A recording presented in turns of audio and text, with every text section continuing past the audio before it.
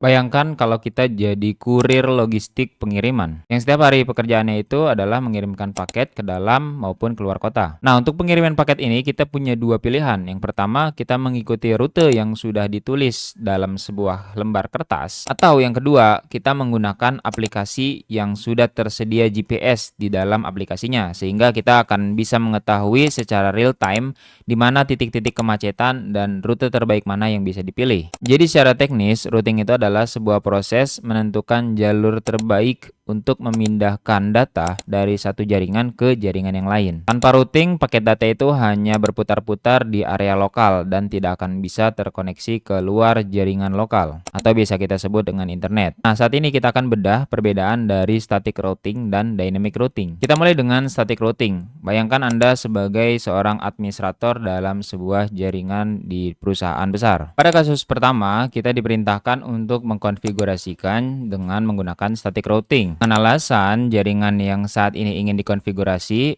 itu skalanya tidak terlalu besar. Barulah kita memasukkan IP tujuan, kemudian netmask, dan next hop berdasarkan aturan static routing yang telah ditentukan. Setelah dikonfigurasikan static routing, kita mulai menganalisa. Kita perhatikan kelebihannya yaitu sangat efisien dalam penggunaan sumber daya. Karena router tidak perlu berdiskusi lebih mendalam dengan router yang lain. Jadi efeknya penggunaan CPU dan RAM yang ada di dalam router itu jadi lebih minim. Keamanannya pun juga lebih terjamin karena routing yang dikonfigurasi bersifat tetap sehingga tidak bisa terkena manipulasi dari iklan-iklan palsu dari luar. Namun ternyata ada efek sampingnya. Static routing tidak memiliki kemampuan self-healing. Maksudnya apa? Jadi jika jalur utamanya putus, maka router tidak akan bisa secara otomatis berpindah ke jalur yang lain. Jaringannya akan mati sampai kita datang sendiri dan mengubah jaringan secara manual. Dan inilah yang menjadi sebab kenapa static routing itu hanya cocok pada jaringan yang skalanya kecil. Sekarang kita akan bahas sisi lainnya, yaitu dynamic routing. Di sini router menjadi lebih cerdas dikarenakan mereka menggunakan protokol yang tidak ada di static routing. Contohnya protokol dynamic routing itu adalah OSPF, RIP, EIGRP, dan BGP. Tujuan dari protokol dynamic routing ini diciptakan adalah agar informasi itu bisa saling bertukar melalui tabel routing dan secara otomatis. Nah, setiap protokol dynamic routing ini memiliki algoritma yang berbeda-beda. Misalnya di sini OSPF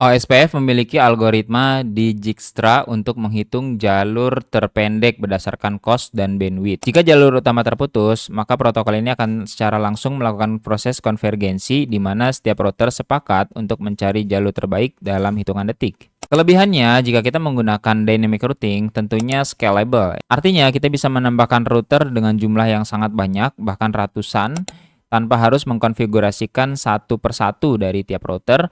Router itu sudah dapat saling mengenali satu sama lain. Nah, di sini saya punya tabel logika untuk membandingkan perbedaan antara static routing dengan dynamic routing. Dari segi konfigurasi, static routing itu dikonfigurasikannya manual, sedangkan dynamic routing itu dikonfigurasikannya sudah otomatis. Dari segi resource, CPU dan RAM, static routing itu terbilang rendah dan sangat menghemat. Sedangkan dynamic routing itu sangat tinggi dan butuh proses kalkulasi yang lebih. Dari segi kemudahan pengembangan atau scalable, kalau static routing itu tidak mudah dikembangkan dalam jaringan yang besar. Sedangkan dynamic routing itu sangat mudah dikembangkan dalam jaringan yang besar. Dari segi keamanan, static routing lebih aman tapi juga kaku. Sedangkan dynamic routing itu butuh autentikasi tambahan dan juga perlu adanya settingan pada tiap-tiap routing yang diimplementasikan. Dari respon perubahan, static routing itu ketika ada perubahan, dia butuh konfigurasi yang manual. Sedangkan dynamic routing ketika ada perubahan, dia akan secara otomatis mengikuti perubahan yang ada. Bisa terbilang konvergensinya cepat. Dalam dunia profesional, static route itu biasanya digunakan untuk menjadi default route